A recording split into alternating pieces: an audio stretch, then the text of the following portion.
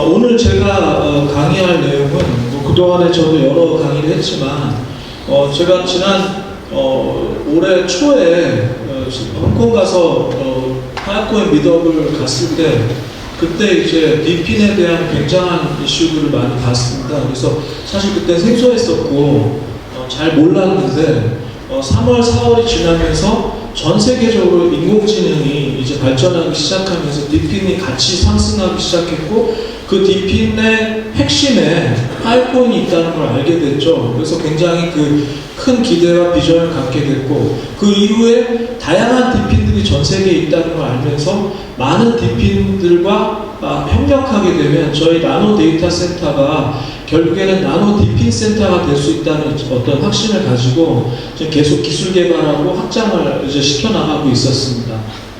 그래서 저희 제타큐브는 2022년 설립된 회사인데요. 하드웨어 소프트웨어 기술자들이 모여서 오로지 그 DePIN, 파이어코인과 탈중앙화 스토리지 그리고 그 서버 솔루션들, 데이터 서버 솔루션들을 개발하기 위해서 모인 회사입니다. 그래서 결국 우리가 그 개발하고 진행하는 일들은 이 세상에 초소형 데이터 센터 형태의 솔루션이 필요하다는 걸 알게 됐고 그것들을 계속 발전시키면서 공급해 나가려고 이렇게 하고 있는 회사입니다. 저는 사실 83년도에 컴퓨터 처음 시작했거든요. 그래서 사실 굉장히 오래된 엔지니어이기도 하고요.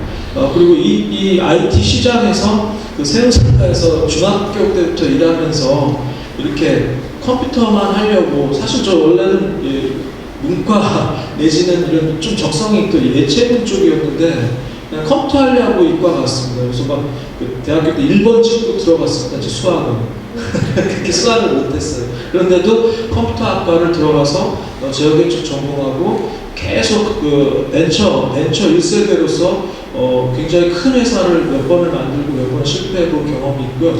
거의 모든 프로젝트들을 제가 직접 인볼브해서 개발하면서 이제 광범위한 인사이트를 갖게 됐습니다. 그래서 그게 도움이 돼서 또 그리고 제가 기존에 그 오픈소스 동을 회장하면서 이런 오픈소스에 대한 개념을 갖고 있었기 때문에 좀 파이어코인에 대한 이해가 빨랐던 것 같습니다. 그래서 지금은 DePIN 쪽으로 또 확장하려고 노력을 하고 있습니다. 저희는 모두 다 그 개발자들이고요. 연구소 설립도 있고 그리고 특허 기반으로 저희가 다양한 제품들을 개발하고 있는데 현재 이런 형태로 현재는 파이어코인에 맞춘 시스템들을 개발하고 설치해 나가고 있습니다. 그래서 여기 이 건물에도 데이터 센터가 설치되어 있고 이 밖에 보시면 시게이트 하드드라이브를 기반으로 한 나스 서버 데이터를 옮기려면 굉장히 비용이 많이 들고 오래 걸리는데 그걸 그냥 담아서 들고 옮기는 그런 혁신적인 어떤 시스템을 또 저희가 준비를 했고요. 그리고 저희는 오늘 또 이따가 그 이동수 교수님께서 강의를 해주실 건데 많은 어떤 그 암호화폐 하는 회사들이 있지 않습니까? 그래서 채굴을 한다든지 스테이킹을 한다든지 아니면 지갑 사업을 한다든지 하는 그런 일들을 많이 하고 있는데 사실 충격적이게도 그 모든 것들이 허가 없이는 불법인 겁니다. 고객 자산을 누구 허가 없이 가지고 있게 되면 은행 역할을 하게 되기 때문에 금융당국에서 그걸 제재하게 되고 신고하게 되는데요. 가상자산 사업자법이 그래서 금융위원회 특히 FIU라고 해서 오늘 또 옥타솔루션에서도 참석해 주셨는데 그 자금세탁 방지 기구에서 이것들을 관장하고 이건 우리나라만이 아니라 월드와이드한 전 세계에서 이것들을 같이 공조하면서 표준화시켜서 바스프라고 하는 가상자산 사업자로서의 어떤 일들을 하고 있거든요. 이게 굉장히 어려운 인증과 많은 비용과 시간이 들고 시스템도 굉장히 복잡한데 저희는 그걸 기반으로 아주 그 파이어코인 생태계를 좀 깨끗하고 안전하게 만들고자 이렇게 노력을 하고 있는 중입니다. 그래서 저희가 지금 사실 필 리퀴드하고 저희가 하고 있는 게 뭐냐면 필 리퀴드도 스테이킹 그 리퀴디티를 받아서 그 리퀴디티 받은 그 담보를 그 SP들한테 제공하면서 거기서 수익을 내서 나누는 이따 설명드릴 그걸 하게 하시는데 저희도 국내 바스프 기반의 리퀴디티 시스템을 만들어서 저희도 그걸 합니다. 그럼 우리가 경쟁이냐 그게 아니고요. 필 리퀴드만으로는 SP들의 그 담보를 충족하기 좀 어렵습니다. 왜냐하면 담보 비율이 한 50% 정도 되거든요. 나머지 50%에 대한 부분을 저희가 같이 도우면서 제공해서 두 회사가 같이 성장해 나가는 그런 프로젝트로 하려고 지금 준비하고 있고요. 거의 완성돼서 이제 ISMS 그다음에 FIU 그 AML을 받게 되면 저희 정식 출시하려고 지금 진행 중입니다. 그리고 저희는 그 교육 사업에 대한 관심이 굉장히 많은데 이 자리에서 작년에도 올해 캐스파라고 하는 파이코인의 공식 그 교육 시스템, 교육 프로그램을 진행한 적이 있습니다. 그래서 여러분들이 참 관심 갖고 많이 해주셨는데요. 저희가 이것들을 좀 더 확장시켜서 딥핀에 관련된 트레이닝 센터로 여기를 상시 운영하려고 저희는 준비 중입니다. 그래서 사실 이 건물에 저희가 임대를 하게 된 것도 그래서 이게 그 아까도 얘기했지만 기술적인 백그라운드 없이는 굉장히 이해하기가 어렵기 때문에 결과적으로 교육을 반복적인 교육을 통해서 이해할 수 있거든요. 그래서 교육을 참 어떤 회사는 고객이 모를수록 좋다는 되도록이면 몰라야 이제 사업이 잘 된다는 쪽도 있는데 저희는 자세하게 다 오픈해서 알리는 쪽으로 일을 하고 있습니다. 그리고 저희가 지금 그 필소 굿이라고 하는 그 파이콘 커뮤니티 유튜브 채널을 운영하고 있습니다. 그래서 여러분들이 꼭 한번 여기 그 밖에 QR코드 있는데요. QR코드 찍고 구독을 해주시면 저희가 거기에 다양한 우리 그 브이로그라든지 소식들, 오늘 이제 촬영된 영상들도 편집해서 이렇게 올릴 예정입니다. 그걸로 많은 정보들을 받으시면 좋겠습니다. 이제부터 제일 중요한 메인 이슈인 디핀에 대해서 설명을 드리려고 합니다. 디핀이라고 들어보셨나요? 들어보신 분?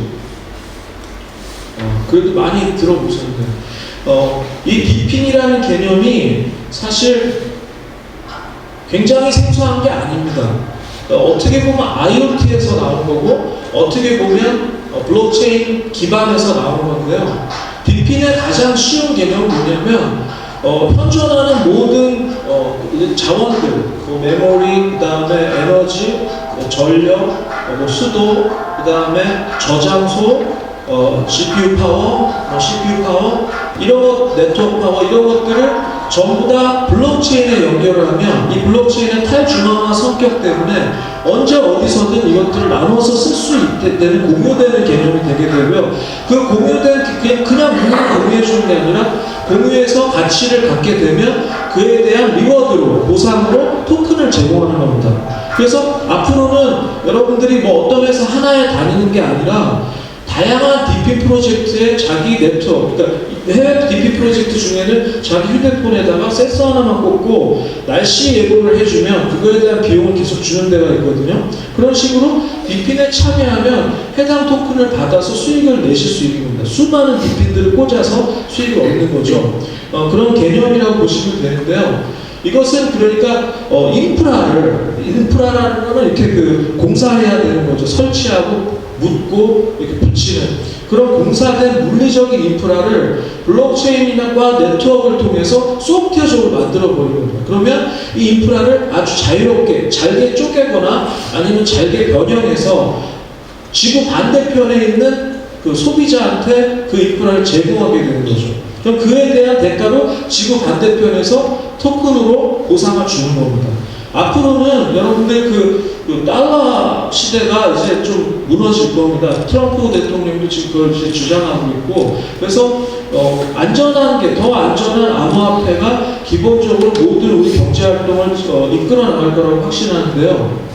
그래서 디핀이 이게 언제 얘기가 나온 거냐면 2021년 11월 19일 처음으로 머신파이라는 개념으로 이 얘기가 시작이 됐고요. 이게 쭉 발전 T핀, POPW, 엣지파이 이렇게 발전하다가 2022년 11월 5일 처음 디핀폴이라는 디핀에 대한 투표를 했습니다. 어떤 이름으로 어떻게 진행해야 되겠다. 그래서 그때 결정이 돼서 결과적으로 2022년 12월 22일 날 디핀에서 메사리, 유명한 그 레포팅 회사인데요. 메사리 보고서에서 디핀이라는 것들을 발표하게 됐고, 가장 중요한 게 2023년 1월 19일 디핀 섹터에 대한 앞으로의 로드맵을 발표하게 됐습니다. 그 이후에 현재 이 뒤에가 없는데 현재 미국 의회까지 여러 그 의원들이 몰려가서 청원을 했습니다.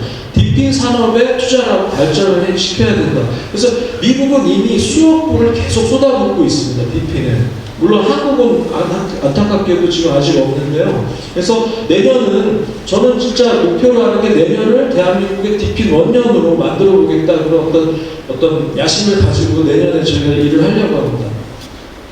디핀의 가장 중요하고 어떤 그 포괄적인 그 사용처는요, 여기 나온 그 쭉 내용들이, 그러니까 의료 쪽에 이걸 쓰게 되면 굉장히 도움이 돼요. 이게 미디어 리서치에서 스코어를 매긴 겁니다. 이거 점수를 매겨서 어느 분야에 쓰면 좋겠다는 걸 설명을 한 건데요. 헬스케어, 에너지, 생산, 그 다음에 산업, 그 다음에 서비스, 그 다음에 금융, IT 서비스, 물류, 안 쓰이는 데가 없습니다. 이 모든 그 산업 분야에 DP는 적용이 가능해지고요. 이것들이 DP 생태계를 확장시킬 겁니다. 그래서 이 DP는 가장 중요한 게 이 경제 구조인데요. 아까 이미 웨이칸께서 설명한 파일코인의 그 에코노믹스하고 100% 유사합니다. 그러니까 그 고객이 있고 소유주가 있습니다. 그러니까 여기 계신 그 본인들이 만약에 집에 어떤 컴퓨터가 있는데 먼지만 쌓이고 있는 거죠. 그러면 그 컴퓨터에 어떤 소프트웨어를 설치해서 블록체인 네트워크에 연결을 해주게 되면 그 노드와 같이 연동되면서 그 컴퓨터, 놀고 있는 컴퓨터를 사용합니다. 누군가가, 이 사용자죠. 그럼 그 사용자가 쓰기 전에 돈을 내죠. 토큰으로. 그럼 그것들을 받게 되는 거죠. 그래서 디핀에 굉장히 능하게 되시면 앉아서 돈 버는 겁니다. 사실. 앉아서 돈 번다는 게 좀 약간 안 좋은 뉘앙스로 열심히 일해서 돈 벌자는 건데 사실 4차 산업은 그런 거 아닙니다. 그래서 굉장히 그 시스템을 유지하는데 시간을 쓰면서 그것들에 대한 대가를 여러 군데서 파이프라인을 가지고 이렇게 갖는 거죠. 그래서 DP는 기존 물리 인프라보다 훨씬 많은 네트워크 이점을 가지고 있습니다. 일단은 DP는 탈중앙합니다. 그래서 이게 공동소유의 개념이기 때문에 어떤 특정 기업이 주도할 수 없습니다. 여러분들 지금 데이터 저장하는데 네이버 클라우드도 있고 AWS 있는데 이런 말씀 드린 거지만 원가 대비 한 100배 정도 볼 거라고 생각합니다. 저는. 그러니까 그게 왜 가능하냐면요. 몇몇 사업자들이 담합하는 거예요. 담합. 자기네들끼리 물론 모여서 회의는 안 하겠죠. 그렇지만 암암리에 가격을 조정해서 굉장히 많은 이익을 가져가고 있습니다. 그래서 어떤 데 영업이익률 보면은 말도 못하게 큰 거죠. 그거는 사실상 일반 산업에서 그렇게 진행하면 안 되거든요. 우리는 제조를 하는 사람들이기 때문에 제조 마진은 15% 이렇게 통념이 있는데 150%, 200% 받는 거죠. 그런 부분들을 완전히 막을 수 있고 탈중화된 그 공동소유 개념으로 오버헤드를 낮출 수가 있습니다. 그래서 여기 비용 2번은 분산된 물리적 인프라 때문에 비용이 낮아지고요. 3번은 지워졌네요. 그래서 분산해서 하기 때문에 이게 뭐냐면 해킹도 어렵고요. 해킹이 어렵습니다. 그리고 중앙 정부가 중국 같은 경우 다 통제하잖아요. 어디로 뭘 자료를 준다든지 이 통제도 어렵습니다. 이 DP이 활성화되면 전 세계 하나의 국가 같은 개념으로 운영이 될 겁니다. 누구도 어떤 시민이나 어떤 국민을 억압할 수가 없게 되는 거죠.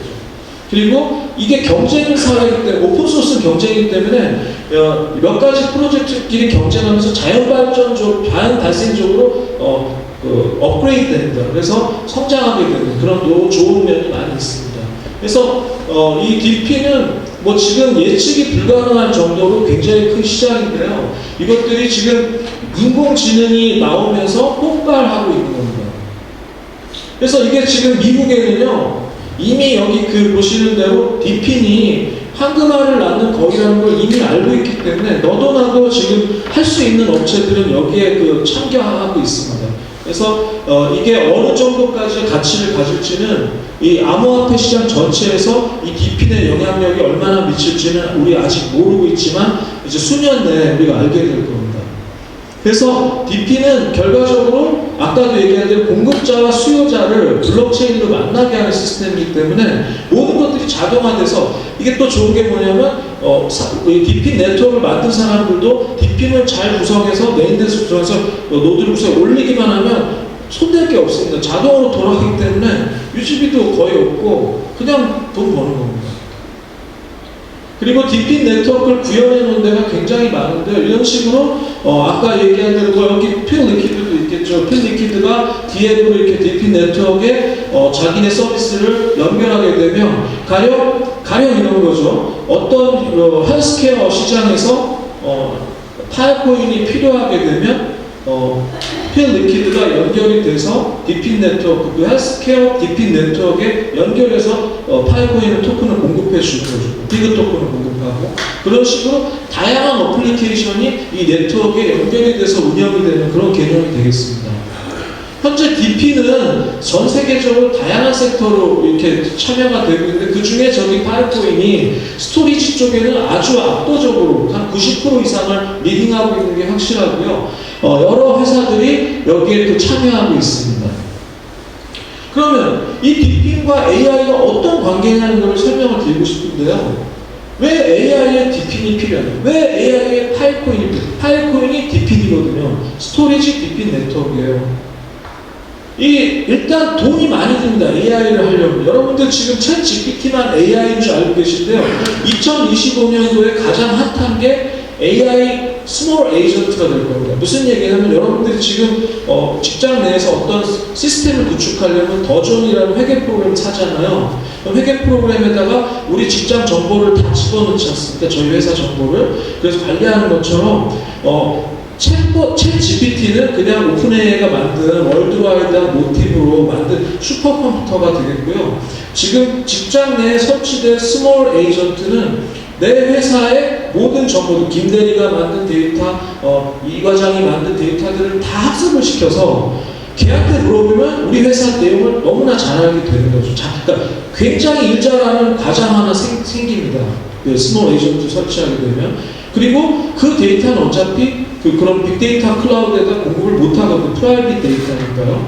그래서 그 시장일 때 결과적으로 다양한 AI 에이전트를 지원하는 스토리지와 GPU 파워가 필요한데 그때 바로 이런 DP 네트워크가 필요하게 되는 거죠. 그래서 아주 싸게 이거를 만약에 그 AWS를 기반으로 아마존을 기반으로 서비스를 구상하신다면은 그건 불가능합니다. 그러니까 걔네들 돈 벌어주는 사업이 되는 거거든요. 그래서 결과적으로 토착화되고 정착화되는 AI의 단계는 DP이 가능하게 할 겁니다. 그래서 지금 이 DP의 AI의 가장 큰 문제점을 여러분들이 뭐라고 보시는지 모르겠지만 편향성입니다. 편향성. 지금 우리나라도 지금 정치 문제, 사회 문제 골치 아픈 좌우로 막 나눠져가지고 우리가 사실 어디 가서 말 꺼내기도 어렵잖아요. 자기의 개념, 자기 성향을 밝히기도 어렵고. 그런데 그래서 물어보면 똑같은 사회 현상도 이 사람한테 물어보면 반대로 얘기해요. 이 사람한테 반대로 얘기하잖아요. AI도 그런 겁니다. AI도 어떤 데이터를 학습시켰느냐에 따라서 반대로 얘기하는 거죠. 그래서 이 편향성을 굉장히 위험하게 생각할 수 있어야 되는데 사실상 챗 GPT라는 오픈 AI의 그 데이터, 빅데이터는 그냥 전 세계 데이터를 여과 없이 다 흡수하고 있습니다. 지금 거의 다 흡수했거든요. 그 웹사이트 뭐 여러 가지 다 그냥 지금 그래픽 쪽 그 이미지하고 동영상을 하고 있어요. 그게 제일 오래 걸리기 힘들어서. 그래서 그랬을 때 편향성이 나타날 수밖에 없는 거죠. 왜 그러냐면 편향된 데이터가 입력이 될 수밖에 없냐면 중국은 데이터 개방 안 하거든요. 그럼 중국 데이터가 다 빠져 있으면 중국에 대해서 물어봤을 때 걔가 제대로 대답을 할까요? 할 수가 없는 겁니다. 또 우리나라도 굉장히 제도권에 많이 막혀있기 때문에 레귤레이션으로 한국도 데이터를 공유하지 않는 나라 중에 하나입니다. 미국은 AI가 쓰게 되면 그걸 공개하는 걸로 법이 되어 있습니다. 그러니까 이런 식으로 그럼 다 미국 데이터잖아요. 그러니까 챗 GPT 써보신 분들 아시겠지만 영어로 물어봐야 잘 대답해 줍니다. 한글로 물어보면 잘 몰라요. 우리 동네 얘기하면 얘가 어떻게 하냐면 GPT-4S부터는 딱 모른다고 얘기 안 해요. 묵묵 가만히 있다가 대답을 해줘요. 어떻게 하냐? 그 순간에 잽싸게 크라울링을 해가지고 웹을 뒤져가지고 얘가 추론을 합니다. 추론. 지금 챗 GPT-4는 추론 기능이 강화돼서 쉽게 말해 촉이 좋아요. 얘가 통박으로 얘기해요. 저는 우리 직원들한테 추론하지 말라고 그래요. 엔지니어는 추론하면 안 돼요. 이럴 것이다 하고 하면 안 됩니다. 확인하고 그거에 대해서 이해한 다음에 움직여야지 엔지니어인데 뭐 인문계열은 좀 추론 많이 하죠. 추론된 데이터를 줍니다. 그래서 정확할 수가 없어요. 그런데 우리가 하는 IPFS는 국경을 초월합니다. 인터플래너터리, 그러니까 행성을 초월하고 국경을 초월한 데이터를 줄 수가 있습니다. 왜 그러냐? 지금 온보딩하는 데이터에 솔직히 말하면 한 70%, 80%가 중국 겁니다. 중국에 사실 너무나 많은 SP가 아직도 현존하고 있고 아직도 버티고들 있어요. 시진핑 정부에서 다 막았는데 끝까지 버티고들 있어요. 뭐 어쩌면 안 버티면 죽으니까 버티고들 있겠죠. 뭐 많은 투자자들이 있을 거니까요. 근데 그러면서 뭐 어쩔 수 없이 자연 발생적으로 그 막대한 중국 데이터들이 지금 파이어포인 네트워크에 올라가 있기 때문에 나는 자신하는 게 뭐냐면 AI한테 그 중국에 대해서 물어보려고 하면은 파이어포인 데이터를 가지고 학습한 AI를 써야 된다. 반대로 얘기하면 우리가 트랜스포머 엔지니어라고 하거든요. 그걸 구축을 해서 우리가 에이전트를 구축하고 파이어포인 데이터를 막 끌어들이면 우리는 중국에 특화된 AI를 운영할 수 있다라고 이렇게 생각을 할 수 있는 거죠. 그래서 국경을 초월한 AI를 트레이닝할 수 있는 데이터를 줄 수 있는 건 파이어포인밖에 없다라는 얘기를 할 수 있습니다. 나노드C에 대해서 사실 많이 얘기를 했기 때문에 뭐 별로 사실 많이 말씀드리고 싶지는 않습니다. 사실 저희가 가진 개념은 이겁니다. 지금 2년 동안에 전 세계 데이터 90%가 생성이 됐는데 이 막대한 데이터를 과연 오피셜한 데이터 센터에서 다 핸들링할 수 있을 것인가 또는 있을 필요가 있는가라는 얘기는 뭐냐면 지금 여기 그 시게이트에서도 오셨지만 바로 다음에 이제 해줄 건데 지금 현재 장비가 굉장히 고도화돼가지고요. 옛날 같으면 데이터 센터 한 층에다가 스토리지를 구축을 해야 되는데 지금 나노드C 한 대에서 최대 40페타까지 구성이 가능해집니다. 그렇게 되면 그 데이터 센터 한 층이 되거든요. 그러면 한 대의 장비로도 그런 역할을 할 수 있고 실제로 또 그걸 많이 구축하는 데는 엄청난 비용이 들기 때문에 의미가 없어지는 거죠. 그래서 이것들을 이제 만들어서 이걸 일종의 프랜차이즈 사업처럼 누구나 어디나 설치할 수는 없고 이런 G3 센터 같은 데 설치해서 운영할 수 있는 그런 시스템을 개발하게 된 거죠. 그러니까 앞으로 이런 게 필요할 거라고 유추하지 말라고 유추하고 개발을 했죠. 그래서 또 이 장비를 생각하게 된 게 바로 이 부분인데요. 파이어포인의 가장 좋은 부분이지만 어려운 부분이 바로 이 부분입니다. 데이터를 한번 저장할 때 레플리카라고 해서 복제해서 전 세계 10군데에 저장을 해야 됩니다. 룰이 그렇습니다.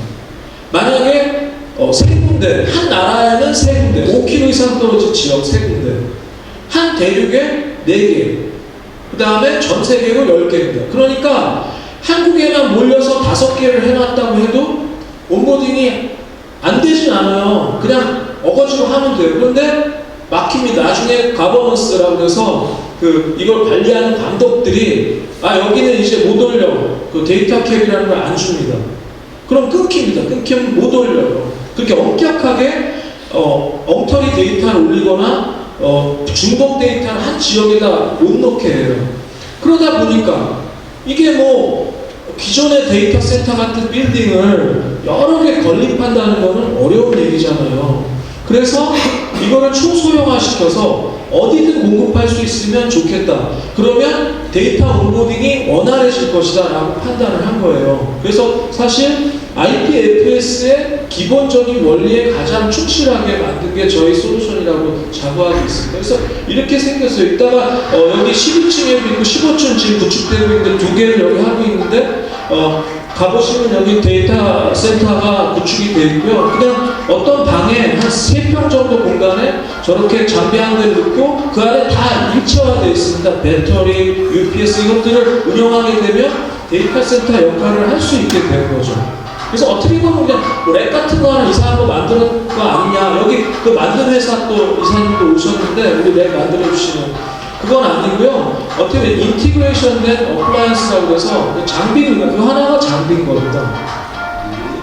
그리고 저희는 굉장히 고도로 집적화된 서버를 구축을 해서 비용 대비 고성능의 서버 시스템들을 계속 발전시키고 있고요. 그래서 조그만 공간에서 유지가 가능하고요. 이 부분이 이따가 김종민 이사님이 설명하실 건데 또 우리가 이 매체 기술이 계속 발전해서 이제 25년이면 26년이면 한 개의 하드 드라이브가 50테라가 됩니다. 지금은 한 20테라거든요. 그러니까 2배 이상이 되기 때문에 결국에 조금 있으면 한 대의 나노 PC에서 40페타 이상의 저장이 가능해진다는 거죠. 온보딩하면 400페타니까 세계 1위가 되는 겁니다. 한 대만 완벽하게 구축을 해도요.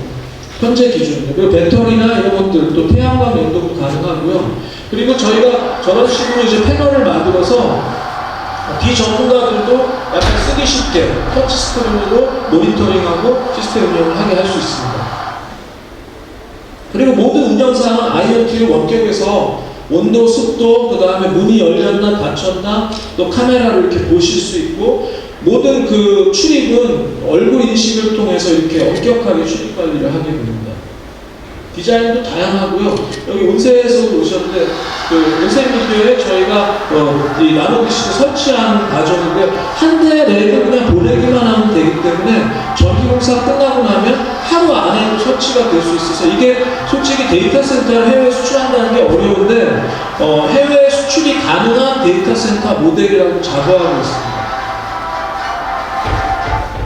그리고 저희가 지금 추구하는 프로모션 방식은 뭐냐면 전기가 중요합니다. 데이터 센터는. 그래서 전력이 20kW 미만 정도 지원이 되고 산업용 전기여야지 일반 상용 전기보다 반의 반값이거든요.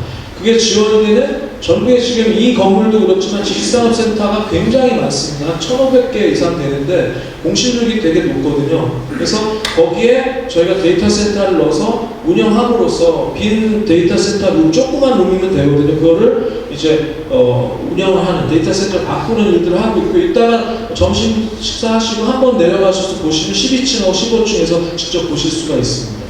이렇게 다양하게 지금 설치를 해나가고 있고요. 그리고 이거는 이제 거의 끝났는데요. 저희가 이제 앞으로 나노 데이터 센터를 나노 디핀 센터라는 개념으로 하기 위해서 최근에 에이셔라는 회사와 전략적 제휴를 한 내용이 있습니다. 이게 앞으로 우리의 미래 방향이라고 보이기 때문에 설명을 드리고 싶은데요. 저희가 올해 12월 11일에 에이셔 창업자이자 대표인 마크 라이던하고 전략적 사업 협약을 했는데요.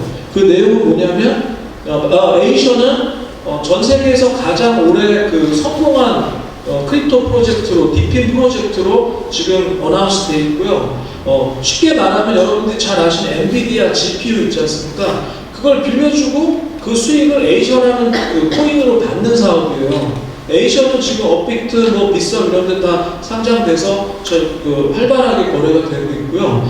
이 에이셔 토큰 기반으로 굉장히 고가의 H100, A100, 309, 400 GPU를 아주 저렴한 가격으로 빌려줘요. 그때 쓸 때만.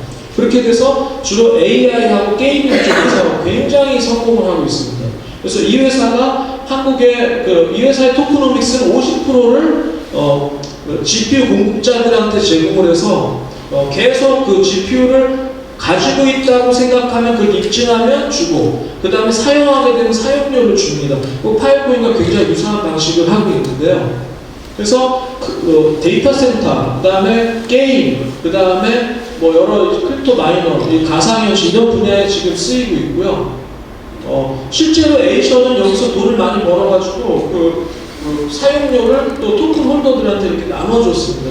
올해 10월인가? 그래서 그게 몇백만 불을 또 나눠줘서 굉장히 몇천만 불인가 하여튼 나눠줘서 굉장히 호응을 많이 받은 그런 성공한 프로젝트로 지금 올해 가장 성공한 디핀 프로젝트로 상을 받았어요. 그리고 지금 두바이에서 국가부지 프로젝트래요. 그래서 두바이는 에이셔를 기본적으로 거기 네트워크를 구축을 해서 GPU를 에이셔를 통해서 공급을 받아서 전략적으로 AI 산업을 성장시키려고 해요. 그리고 파일코인과 에이셔가 또 협약을 했어요, 이미. 그래서 파일코인의 스토리지와 GPU 파워는 뗄래야 수 없기 때문에 그걸 둘이 같이 AI 쪽에다 공급을 하자. 그런 계약을 하게 된 거죠. 그럼 우리가 바라보는 에이셔와의 협업은 뭐냐? SM이에요. 스몰 앤 미디엄, 그러니까 중소기업들 대상의 서비스를 저는 하려고 그러죠.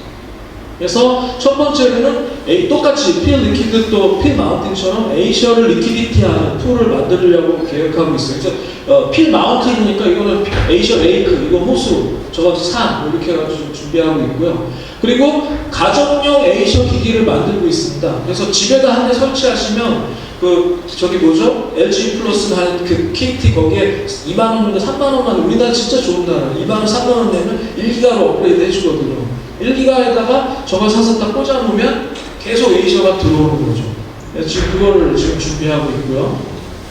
그리고 나노 DC를 에이셔와 파일코인이 같이 도는 형태로 지금 개발을 하고 있습니다. 다 테스트는 끝났는데 쉽게 말하면 사실은 파일코인을 온보딩하고 운영하는데 GPU가 들어가긴 하는데 아주 조금, 한 개, 아주 작게 들어갑니다.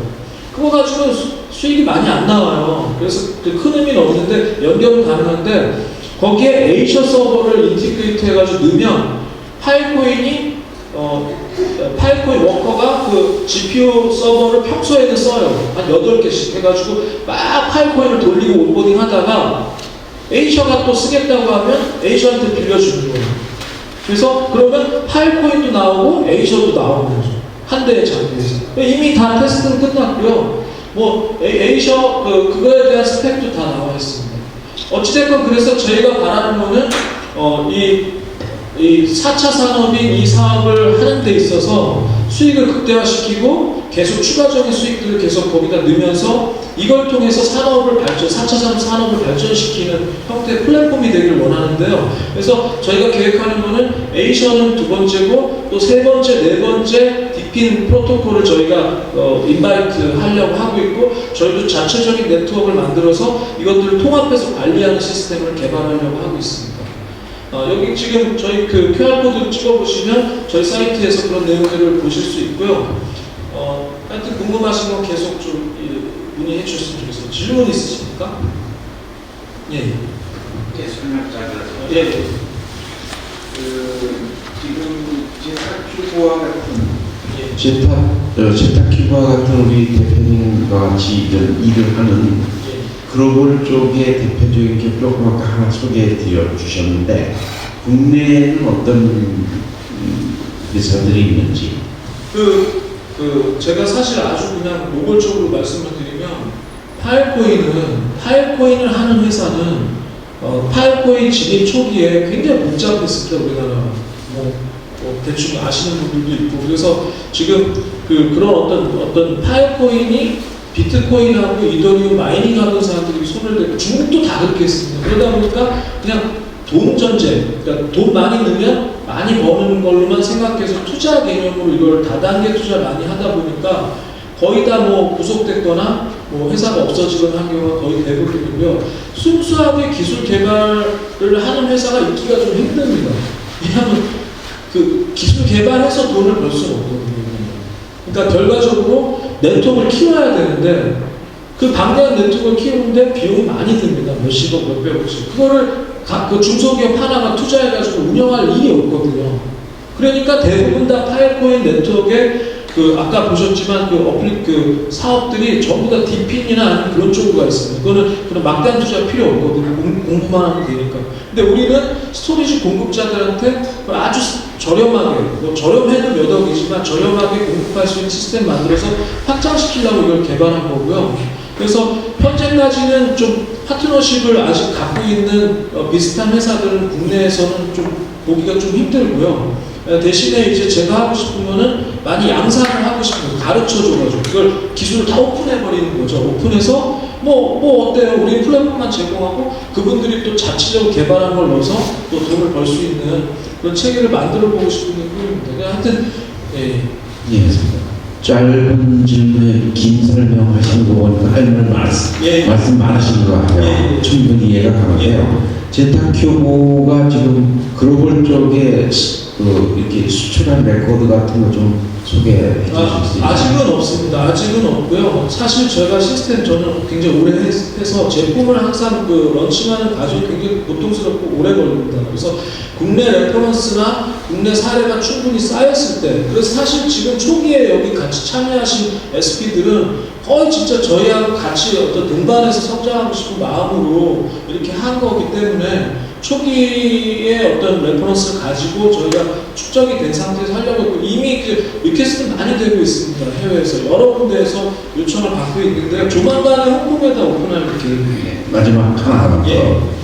어차피 이제 그 디핀 쪽에서는 AI 쪽이 미래에 가장 많은 수요 중에 하나라고 보이는데, 지금 현재 접촉 중인 AI 쪽에 글로벌 파트너가 있으신지요? 글로벌 파트너는 아니고요. 제가 이제 오프 더 레코드에서 자세히 설명 못하는데, 국내에서 제가 일종의 그 협회를 운영을 하려고 합니다. 그래서 이게 뭐냐, 국내가 참 답답한 게 글로벌하고 너무 지금 차이가 나 있어요. 그래서 국내 협회를 운영해서 그 협회가 니즈가 있는 업체들을 호스팅 해가지고 이렇게 같이 운영을 하면서 시장을 좀 개척해 나가려는 계획입니다.